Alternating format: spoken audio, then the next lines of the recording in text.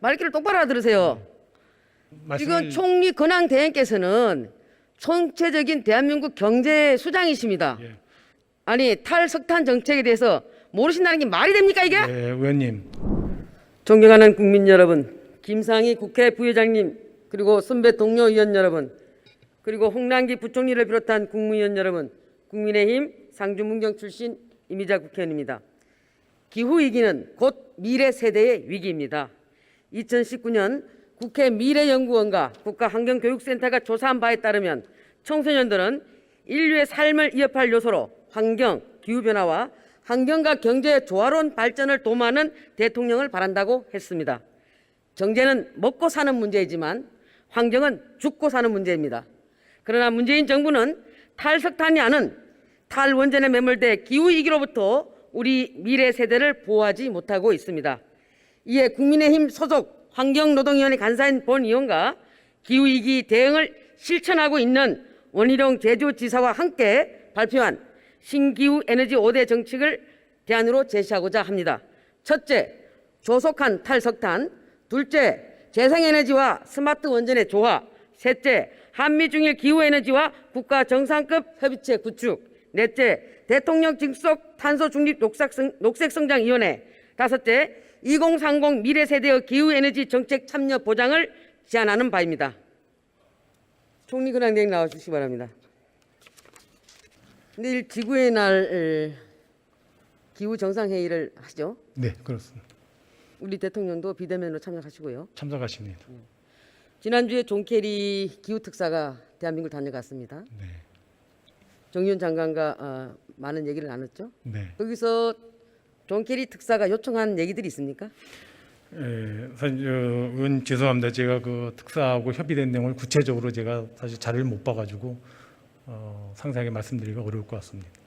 탄소 중립 문제에 있어서 상당히 중요한 문제인데도 불구하고 총리 권한 대행께서 모르고 계시다는 게 참으로 유감스럽습니다. 본 의원이 파악한 바에 의하면은 존 케리 이 특사가 우리 정용 장관께 요청한 것은 세 가지로 요약됩니다. 첫째는 NDC를 현재에서 50% 이상 상향 조정을 해줄 것을 요청했다고 합니다. 두 번째는 석탄 발전을 조기 퇴출해야 된다. 세 번째는 석탄 공적 금융 지원을 하라 이렇게 요청했다고 하는데 들어본 바 없습니까? 예, 뭐 그 내용은 알고 있습니다. 알고 있죠. 네네. 저는 이런 얘기를 듣고 참 우리가 여기서조차도 자주적이지 못하고 참 굴욕적이구나라는 생각을 했습니다. 기분이 썩 좋지는 않았는데 어쨌든 온실가스 감축 관련돼서는 뭐 우리 부총리께서도 너무 잘 알고 계시니까 지난번에 그 로드맵 수정했지 않습니까? 예. 그 로드맵 수정을 지난 2016년 때 기존 로드맵과 무슨 차이가 있습니까? 예, 그때는 당초에는 제가 알기로는 그냥 총량으로만 얘기해 주세요. 당시에 발생할 양의 37%인가 이렇게 했던 거를 2016년 기준으로 특정량을 이렇게 특정화했다는 것이 좀 큰 총 차이라고. 배출량은 뭐 감축이 안 됐죠. 단지 우리가 국외에 의존했던 것을 국내에서 더 좀 감축하겠다는 것만 있는 거지. 그 들어오면서 배출량은 그대로 있는 거죠. 자, 이와 관련돼서 지금 그 각국의 기후 행동을 추적하는 국제 단체 CAT라고 들어봤습니까? 거기서 지적해 놓은 내용을 보게 되면은 우리나라 온실가스 감축 추세 2030년도 봤을 때는 아주 대단히 부족한 상태다라고 지적을 하고 있고요. 또 2050년도도 봐도 지금 현 정책 기조로서는 택도 없는 얘기다. 네. 그렇다 하더라도 또 우리가 그 NDC를 갖다가 우리가 목표 달성을 한다 할지라도 2050년대는 2억만 톤 이상 웃돌고 있다.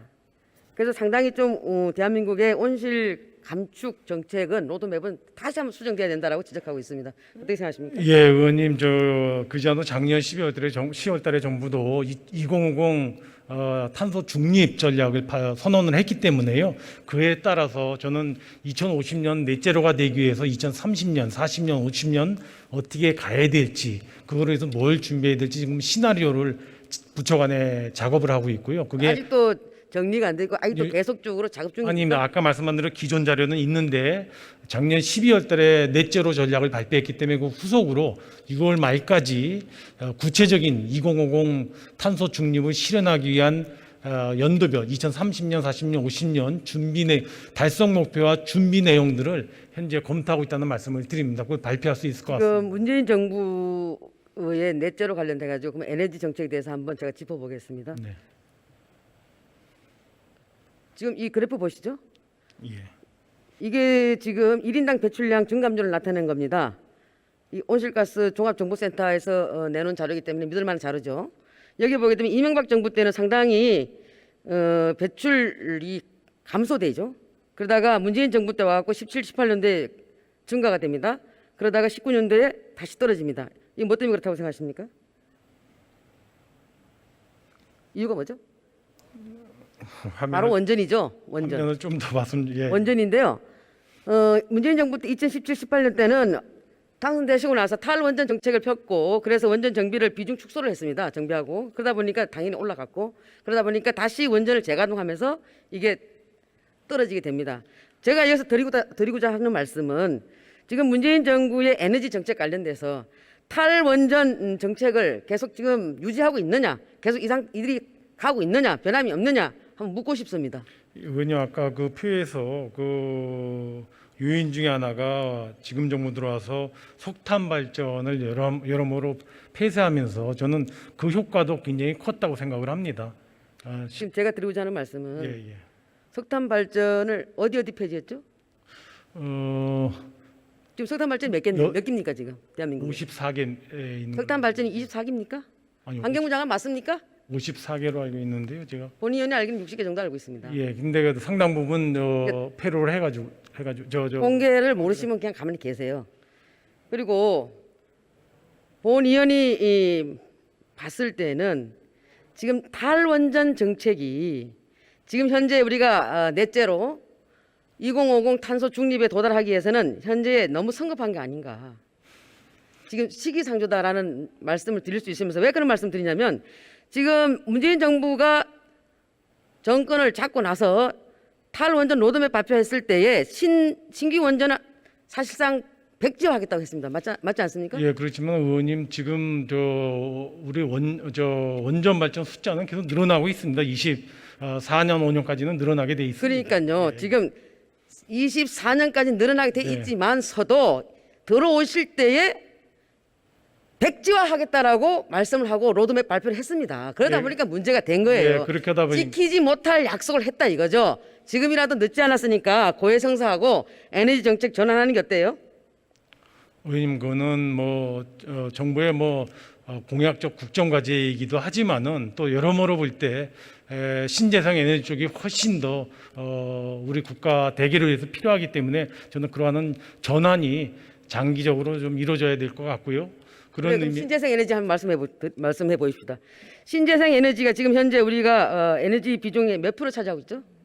아마 10% 6.25%를 알고 있습니다. 제가 본 의원이 알기에는. 예. 그럼 2030년까지 몇 프로로 지금 확대시킬 예정이십니까? 예, 그러니까 지금 그게 이제 과제입니다. 아까 말씀드린 2050 넷제로까지 가기 위해서는 석탄 발전도 그리고 이런 것도 하나도 준비도 안 돼 있으면서 덜컹 2050 넷제로 하겠다고 중립선언 해놓고 나머지 부분들은 전부 다 차기 정부 넘기는 거 아닙니까? 그렇지 않습니다. 의원님 아까 말씀드린 대로 작년 12월 때 넷제로 추진 전략을 정부가 발표한 바가 있고요.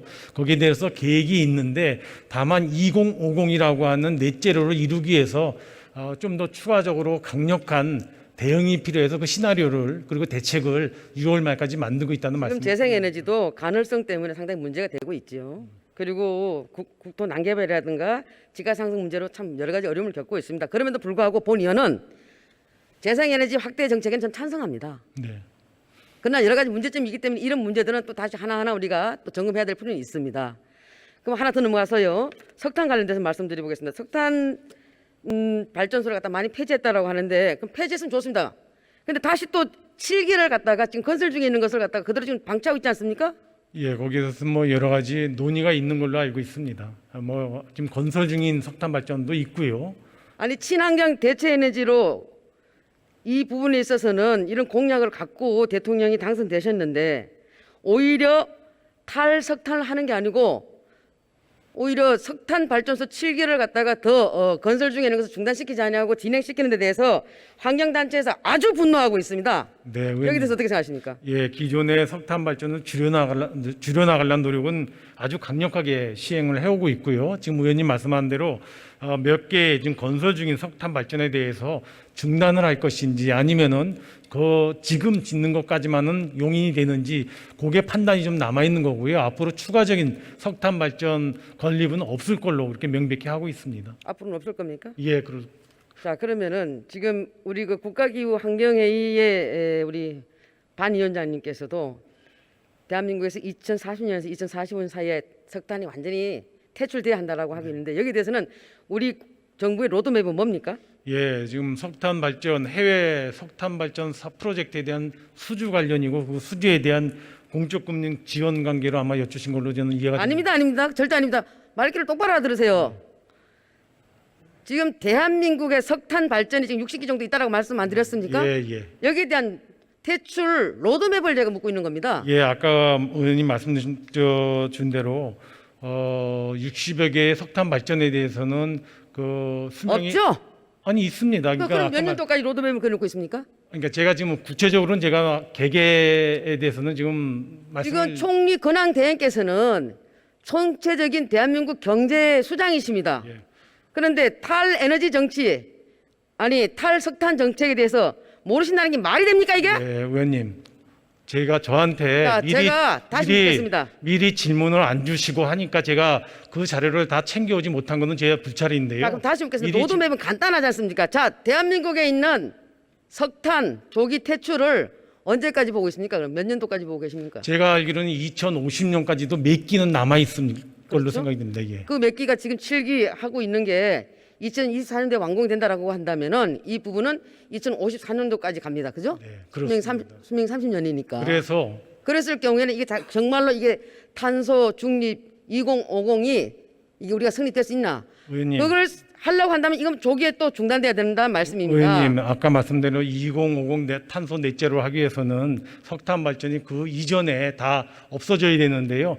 지금 계획상으로 보면 제가 알기로는 기억상 7기가 남아 있는 걸로 돼 있습니다. 7기에 대해서 2050년 가기 전까지 전부 다 없앨 것인지 아니면 그때 그 7기에 대해서는 비록 온실가스가 나오지만은 탄소 포집 기술이 돼서 완전히 넷제로로 이행하는 석탄 발전이 기술적으로 자, 지금 가능한지도 탄소 포집 기술이라고 말씀하셨죠? 같이 검토하고 있다는 말씀을 드리고요. 탄소 포집 기술이 2030년도까지 얼마 정도 우리가 그 온실가스를 감축할 수 있다고 지금 예, 보고 그 계십니까? 탄소 포집 기술은요, 우리 정부도 굉장히 초창기고 지금 개발을 하고 있는데 제가 알기로는 굉장히 어려운 걸로 알고 있습니다. 1,000만 톤도 안 됩니다. 그래서 1,000만 톤도 안 되는데 1기가 내뿜는 게 5천만 톤인데 이게 대답이 된다고 생각하십니까? 자, 그리고 그러니까 제가 답변을 드리면요. 아니요, 아까 다시 말씀드린 제가 대로 묻겠습니다. 지금 제가 총리 근황대께 굉장히 좀 많이 실망스럽습니다. 세상에 탄소 중립에 대해서는 이거보다 더 큰 하도는 없는데도 불구하고 여기에 대해서 아는 게 별로 없다는 게 정말 실망스럽게 그지 없습니다. 제가 다시 한번 말씀드리겠습니다. 지금 그 문재인 정부 들어와서 사실 탈원전한다고 했고 탈탄소라든가 이런 부분에 대해서는 친환경 대체 에너지를 대체한다고 했습니다. 그럼에도 불구하고 재생에너지는 지금 아까 말씀드렸다시피 지금 6.5%의 뭐 그 정도밖에 안 된 상태에서 어떻게 2050에 넷제로가 될 수 있겠는가? 그렇다라고 한다면 좀 정책을 바꿔야 된다. 그래서 예. 본 의원이 총리 권한 대행께 지금 정책 제안을 하는 겁니다. 첫째, 우선 탈원전보다도 급한 게 탈탄소다. 지금 왜냐하면 유럽이나 미국이나 지금 다 탈탄소를 지금 최소한 2030년에서 2035년도에 다 한다고 하지 않습니까? 그럼 그네들이 그걸 하고 나면 바로 무슨 얘기 하겠습니까? 저는 아마 내일도 우리 그 정상회의에서 탄소 국경세에 대해서 얘기하지 않을까 사실 그런 걱정도 됩니다. 그 부분이 얘기되기 시작하면 우리가 지금 산업 경쟁력에서 상당히 여러 가지 어려움이 있지 않겠습니까? 그래서 예. 그런 부분도 걱정하고 있는 데서 제가 이제 5가지 이 정책 제안을 했지 않습니까? 첫째, 탈탄소를 우선식으로 해야 된다. 그리고 두 번째, 재생에너지를 반대하는 건 아닙니다. 재생에너지 관련돼서 그거와 같이 스마트 원전을 우리는 지금 조화시켜서 나가야 된다. 물론 여기에 SMR도 필요하지만은 또 기존에 있는 원전 관련돼서도 끊임없이 연구하고 끊임없이 혁신해 나가야 된다는 게 본 의원의 생각입니다. 그리고 세 번째, 한국, 중국, 미국, 일본 이 네 나라가 온실가스 배출하는 게 48%입니다. 그죠? 여기에서 전부 다 정상회의, 정상협의체를 구축해 나가야 된다. 우리나라가 우선적으로. 그러나 미국이 말 잘 안 듣겠죠. 그렇지만 끊임없이 노력해야 된다는 걸 말씀드리는 것이고, 마지막으로 이제 녹색 성장위원회에 대해서 한 말씀 드리겠습니다. 이 녹색 성장위원회 관련돼서는 지금 뭐 우리 기재부 장관 겸 또 부총리 겸 권한대행신데 당연히 녹색 성장위원회 위원이시죠. 예. 여기에 대해서 성장 배경이라든가 개념이라든가 그때 당시에 국제사회 평가라든가 그다음에 정책 실시 성과라든가 그로 인해 가지고 지금 문재인 정부가 이 부분을 갖다가 녹색 성장 국가 전략을 승계해서 가고 있지 않습니까? 근데 여기 이것을 여당의 일부 의원님들께서는 녹색 성장 아예 없애려고 그럽니다.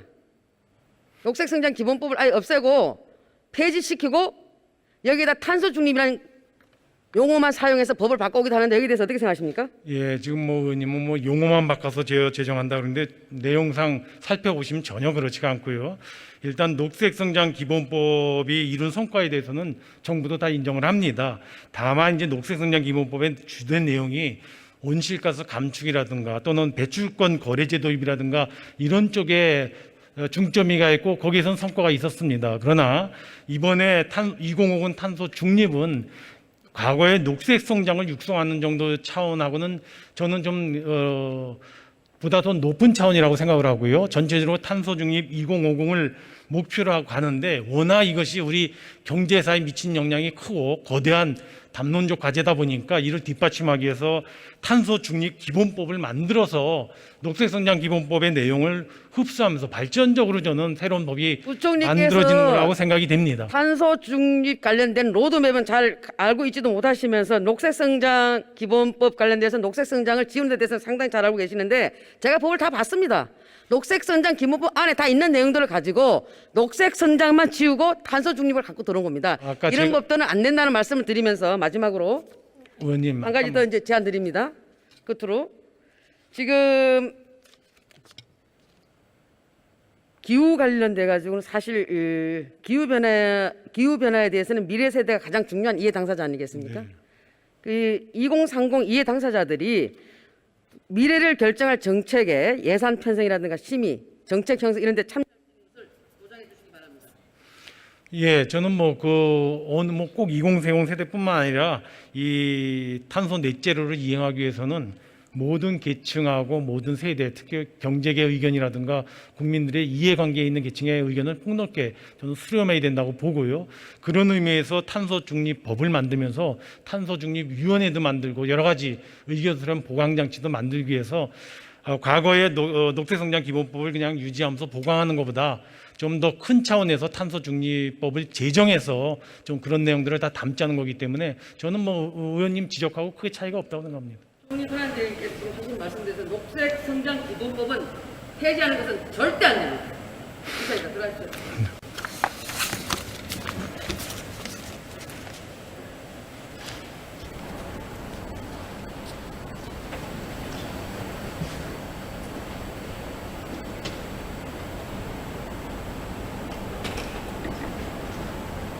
존경하는 국민 여러분, 오늘 저는 국민의힘 소속으로서 신기후 관련돼서 우리 당의 정책 5가지를 제안했습니다. 경청해 주셔서 감사합니다.